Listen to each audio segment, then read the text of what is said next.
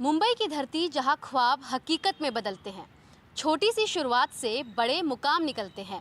Startups का जुनून इसी जज्बे को दिखाता है, हर एक सपने को सच करना सिखाता है।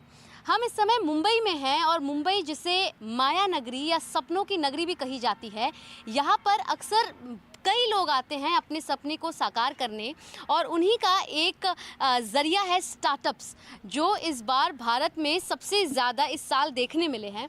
हमारे साथ बात करने के लिए कई लोग हैं, सभी के सभी जो है एंटरप्रेन्योर्स हैं, फाउंडर्स हैं अलग अलग बिजनेस के, जिनमें हमारे साथ बात करने के लिए सौरभ रॉय हैं, दीपिका सिंह हैं और पंकज नेगी हैं। पंकज, सबसे पहले आपसे शुरू करना चाहेंगे। आप फूजी कंपनी के लिए काम करते हैं, ये एक जापानीज़ कंपनी है, लेकिन आप लोग इंडिया में ऑपरेट कर रहे हैं। कई सारे मेजर्स हैं, स्केल्स हैं। इंडिया को कहा जाता है कि इंडिया पूरे वर्ल्ड की फार्मेसी है। और बात करें अगर फूजी कंपनी की हेल्थ केयर सेक्टर में आप लोग एक नए स्टार्टअप के तौर पर देखे जा रहे हैं। As a startup, as a foreign startup India में ऑपरेट कर रहे हैं, क्या कुछ आपके लिए ईज़ है डूइंग बिजनेस, और साथ ही कुछ तकलीफ़ें भी बताइए जो आपने महसूस किया है। पहले तो बहुत बहुत धन्यवाद मेरे को इंटरव्यू करने के लिए। हम इंडिया में पिछले 15 साल से ऑपरेट कर रहे हैं। We are a pharmaceutical and also nutraceutical company. India हम सब जानते हैं कि $1.4 बिलियन पॉपुलेशन है हमारी, तो साइज़ दिखाता है कि हेल्थ केयर सेक्टर में स्कोप बहुत ज़्यादा है। ये स्कोप इतना अच्छा है कि अगर आप देखेंगे आईटी इंडस्ट्री हमारी सबसे बड़ी एक्सपोर्ट इंडस्ट्री है, and health care and pharmaceutical है the potential to become even bigger than the IT industry. कुछ चैलेंजेस फॉर एट कंपनी के लिए हैं इंडिया में। मेरे को लगता है कि जो सबसे बड़ा चैलेंज है वो है कि सिंगल पॉइंट कॉन्टैक्ट होना चाहिए in terms of if you need all the approval under the single window. वो एक बहुत बड़ा चैलेंज है कि बहुत सारे आपको अप्रूवल्स लगते हैं और वो बहुत ही टाइम कंज्यूमिंग हो जाता है। वो एक बहुत बड़ा चैलेंज है। पर स्टार्टअप के लिए मेरे को लगता है कि ये सही टाइम है। गवर्नमेंट ने बहुत सारे स्कीम्स पहले ही अनाउंस की हुई हैं मार्केट वाइज, क्योंकि अगर किसी भी स्टार्टअप के लिए दो चीज़ें बहुत इंपॉर्टेंट है। एक तो मार्केट साइज़, और मार्केट साइज़ वैसे ही इंडिया का बहुत बड़ा है। ज़रूरत है कि उसमें और ज़्यादा इंसेंटिव दिए जाएं जिससे कि स्टार्टअप, हमारी तरह के स्टार्टअप ज़्यादा से ज़्यादा इंडिया में इन्वेस्ट कर सकें। कुछ चीज़ें मैं हाईलाइट करना चाहूँगा, स्पेशली जिसमें इम्प्रूवमेंट का एरिया है, जैसे कि हार्मोनाइजेशन कोड। जब हम कुछ बहुत ही इसेंशियल इंग्रेडिएंट इंपोर्ट करते हैं बाहर से, वो थोड़ा कंफ्यूजिंग हो जाते हैं ड्यूटी स्ट्रक्चर वाइज। अगर आप देखने जाएंगे कुछ कंट्रीज़ में ड्यूटी मान लो X% है और इंडिया में वो कुछ गुना बढ़ के आ जाता है और वो बहुत ही कंफ्यूजिंग हो जाता है। दूसरा, मेरे को लगता है कि जो कॉर्पोरेट टैक्स है स्पेशली हेल्थ केयर रिलेटेड, वो अभी क्लोज टू 25% है। अगर गवर्नमेंट उसको कम करे और ज़्यादा से ज़्यादा, मेरे को लगता है कि कंपनियां बहुत ही ज़्यादा फ़ायदेजनक रहेगा। आपके पास मैं वापस आती हूँ। दीपिका, आप हमारे साथ हैं। आपका जो डीप साइट्स, आपका जो ये साइबर के रिलेटेड स्टार्टअप है, काफ़ी अच्छा कर रहे हैं आप लोग। और बात करें अगर मुंबई और साथ खास तौर पर भारत में, तो आर्टिफिशियल इंटेलिजेंस इस समय एक अलग लेवल पर चल रहा है। दुनिया भर में, देश भर में इसका जलवा हमें देखने मिल रहा है। लेकिन आपके स्टार्टअप के ज़रिए इसके जो दुरुपयोग होते हैं एआई के, या साइबर क्राइम जो होते हैं, उनसे बचने में आप लोग मदद करते हैं। अब तक आप लोग ने हज़ारों केसेस भी सॉल्व कर दिया है। As a startup in cyber awareness, आपको क्या लगता है कि सरकार इसके प्रति कितना ध्यान दे रही है और कितना काम किया जा रहा है कि लोगों में ज़्यादा से ज़्यादा डिजिटलाइजेशन तो हो, लेकिन इसी के साथ जो उसके साइड इफ़ेक्ट्स है उससे लोग बचे? आपके स्टार्टअप इस पे कैसे काम कर रहे हैं और सरकार से आप लोग किस मदद की उम्मीद रखते हैं? जब कोई भी कंपनी एक मार्केट साइज़ की बात करती है, हमारा मार्केट साइज़ थोड़ा अलग है। India has been costed 12,000 crore, 12,000 crore reported financial frauds हुए कि इंडिया की इकोनॉमी से 12,000 करोड़ बाहर गए फ्रॉडस्टर्स के पास, या फिर अनरिपोर्टेड नंबर्स 40,000 करोड़ तक भी जाते हैं। ये है क्वांटम साइबर मार्केट का।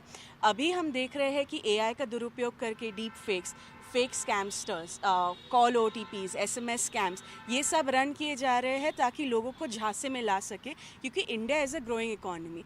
जो हमारे नंबर्स है वो खासकर कोई और देश में होंगे नहीं। तो हमने ये देखा है गवर्नमेंट एटलीस्ट अवेयरनेस पे आ रही है, जहाँ पे डिफ़ॉल्ट कॉलर ट्यून से लेके थिएटर्स पे कैंपेन्स और जो उनके विज्ञापन आ रहे हैं, बट ये केवल काफ़ी नहीं है। थोड़े कड़े लॉज, थोड़े कड़े रूल्स यहाँ पे आने ज़रूरी है।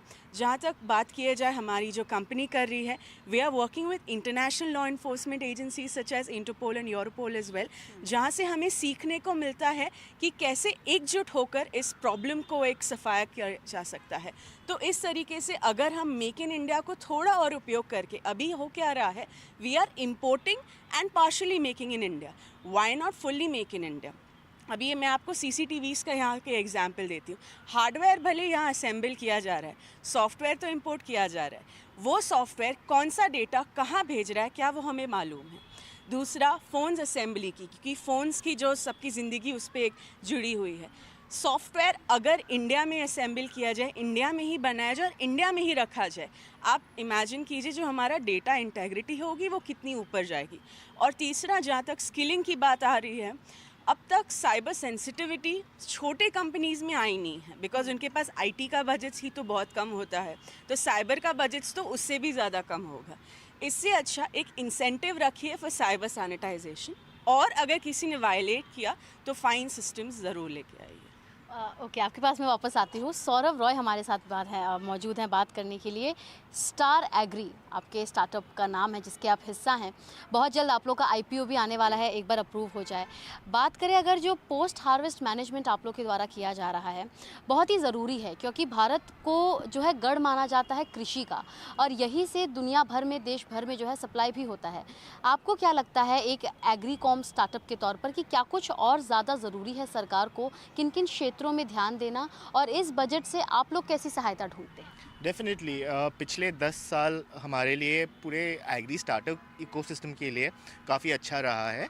हाउएवर इम्प्रूवमेंट का काफ़ी स्कोप है। तो फॉर एग्ज़ाम्पल हमारे जो वेयरहाउसिंग बिजनेस है, यहाँ पे सर्टेन कमोडिटीज़ के ऊपर जैसे GST एग्जेम्प्टेड है, तो इसमें क्या होता है, हम स्टोरेज रेंट चार्ज नहीं कर पाते हैं अपने कस्टमर से। हाउएवर हमारे वेयर हाउसेज जो हम लीज़ करते हैं, वो वेयर हाउस प्रोवाइडर को हमें GST देना पड़ता है, तो यहाँ पे एक GST का इनपुट आउटपुट का मिसमैच हो जाता है। तो these kind of things definitely can be improved. The other thing is also कि यहाँ पे हमारे मतलब इतने सारे किसान हैं हमारे देश में, और उनको फाइनेंसिंग का बहुत सख्त ज़रूरी होता है। तो नए स्टार्टअप्स हमारे जैसे कंपनीज़ है, हमारा NBFC है, यहाँ पे बहुत इनोवेशन करने की कोशिश करती है। बट प्रॉब्लम ये है कि जो रेगुलेशंस है बड़े बैंक्स के लिए, NBFCs के लिए, हमें भी उसी रेगुलेशंस को फॉलो करना पड़ता है। और इनोवेटिव सॉल्यूशंस निकालने के लिए हमको थोड़ा फ्लेक्सिबिलिटी चाहिए होता है इसमें डिस्ट्रप्शंस करने के लिए, right, in order to grow as a larger market. तो वहाँ पे आई थिंक थोड़ा सपोर्ट की ज़रूरत है गवर्नमेंट से, कि फ्रॉम अ रेगुलेशन पर्सपेक्टिव नए कंपनीज़, नए NBFCs जो फिनटेक यूज़ करके एक लार्जर पॉपुलेशन को हेल्प करना चाहते हैं, उनके लिए कैसे रेगुलेशंस कम किया जाए। Third point is with respect to also taxation. हर स्टार्टअप, हर इंडस्ट्री में मेरे को लगता है कि startup should definitely be given tax relief at least for the first 10 years, ताकि वो जो प्रॉफिट्स जनरेट हो रहे हैं वो प्रॉफिट्स वो फिर अपने बिजनेस में डाल सके, जिससे कैपिटल डिपेंडेंसी, एक्सटर्नल कैपिटल पे डिपेंडेंसी भी कम हो जाए, राइट। तो दीज आर द थिंग्स। हमारे यहाँ पे we also operate a large market place, जहाँ पे लगभग 12,000 करोड़ रुपए की ट्रांजैक्शंस होते हैं। और यहाँ पे हमको एक चैलेंज जो हम फेस करते रहते हैं कि जैसे लार्जर, जो मैंने रेगुलेशंस की बात की है, वो डिजिटल मार्केट प्लेस में भी हमको दिखता है कि लार्जर मार्केट प्लेसेस को जैसे 1% TCS डिडक्ट करना होता है अपने सेलर्स से, तो इवन हमको भी वो करना पड़ता है। और जैसे आपको पता होगा कि एग्री कमोडिटीज़ में मार्जिन्स बहुत कम होते हैं, तो 1% TCS kind of becomes too expensive for traders to participate on the digital market place. तो ये बेसिकली कुछ चीज़ें हैं जो हम डेफिनेटली मैं दोबारा आती हूँ। हम आपसे बात कर रहे थे पंकज। पंकज, देखिए जाए अगर हेल्थ सेक्टर इस समय भारत का सबसे ज़्यादा फ्लरिशिंग सेक्टर है, क्योंकि हर किसी को अपने हेल्थ पर ध्यान देना रहता है, लेकिन सरकार आप लोग के जो हेल्थ केयर के स्टार्टअप्स है उस पर कितना ध्यान दे रही है, और आने वाला साल क्योंकि हेल्थ केयर इज़ फ्लरिशिंग, आप कैसे देखते हैं सरकार द्वारा, और क्या कुछ कोशिश की जानी चाहिए ताकि आप लोग के स्टार्टअप्स को जो है सही ढंग से जो सहायता चाहिए वो मिले, और इस बार के बजट से आप क्या एक्सपेक्ट करते हैं? अगर आप अगर आप हेल्थ केयर में सरकार का इन्वेस्टमेंट देखें जीडीपी रेशो का, वो 1 से 1.5% टू 2% है अभी, और आप इसको कंपेयर करें चाइना से या कुछ डेवलपिंग नेशन से, वो 6% के ऊपर है। तो स्कोप है कि गवर्नमेंट जीडीपी का एटलीस्ट 3 से 4% तक इन्वेस्ट करे, इंफ्रास्ट्रक्चर ग्रो करे और अफोर्डेबल एक हेल्दी नेशन डेवलप नेशन बनाता है। तो अगर आपको हेल्दी बनना है और अपने 1.4 बिलियन लोगों का हेल्थ का ध्यान रखना है, तो आपको इंफ्रास्ट्रक्चर डेवलप करना पड़ेगा, अफोर्डेबल मेडिसिन करनी पड़ेगी, आपको प्लांट सेटअप करने पड़ेंगे, और उसके लिए प्राइवेट प्लेयर और स्टार्टअप की ज़रूरत बहुत पड़ती है। और कोई भी प्राइवेट प्लेयर इन्वेस्टमेंट क्यों करेगा अगर उसको इंसेंटिव नज़र ना आए और मार्केट साइज नज़र ना आए। मेरे को लगता है कि गवर्नमेंट ने बहुत सारी स्कीम तो की हुई हैं, स्पेशली मैं स्टार्टअप के लिए बोल रहा हूँ कि 15,000 करोड़ का गवर्नमेंट ने एक प्रावधान रखा था। मेरे को लगता है उसको और बढ़ाना चाहिए, और साथ ही साथ स्टार्टअप की भागीदारी भी स्टेब्लिश प्लेयर के साथ, फॉरेन के जो स्टेब्लिश प्लेयर के साथ है, उनको जोड़ने की ज़रूरत है गवर्नमेंट की तरफ से। और मेरे को ये भी लगता है कि जैसे इनोवेशन बैकबोन है हेल्थ केयर का। एक तो आपको ट्रेडिशनल मेडिसिन जो आप इंडिया ऑलरेडी बहुत ही इस्टेब्लिश है उसमें, साथ में ड्रग डिस्कवरी या अफोर्डेबल मेडिसिन, ये सब तभी होगा जब ब्रेक थ्रू इनोवेशन आएंगे, और ब्रेक थ्रू इनोवेशन के लिए गवर्नमेंट को स्टार्टअप को और ज़्यादा इंसेंटिवाइज करना पड़ेगा।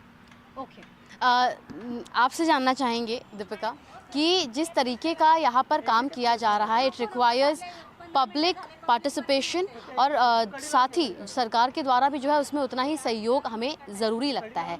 आपका जो पूरा ये आपका स्टार्टअप है, आपके द्वारा क्या काम किया जा रहा है, और साथ ही आपकी क्या उम्मीद है इस बजट से कि ज़्यादा से ज़्यादा जो है इस पर ध्यान दिया जाए?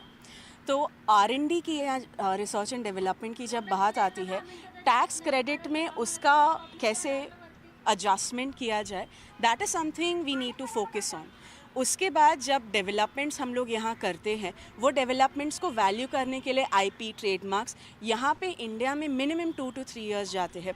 उसमें जो बड़ी कंपनीज़ है जो आउटसाइड टू इंडिया आते हैं, वो हमें थोड़ी मात दे जाते हैं। तो अगर डोमेस्टिक फर्स्ट को या सन्स ऑफ सॉइल पॉलिसी को यहाँ देखा जाए, तो क्या हमें थोड़ी प्रेफरेंस दी जा सकती है?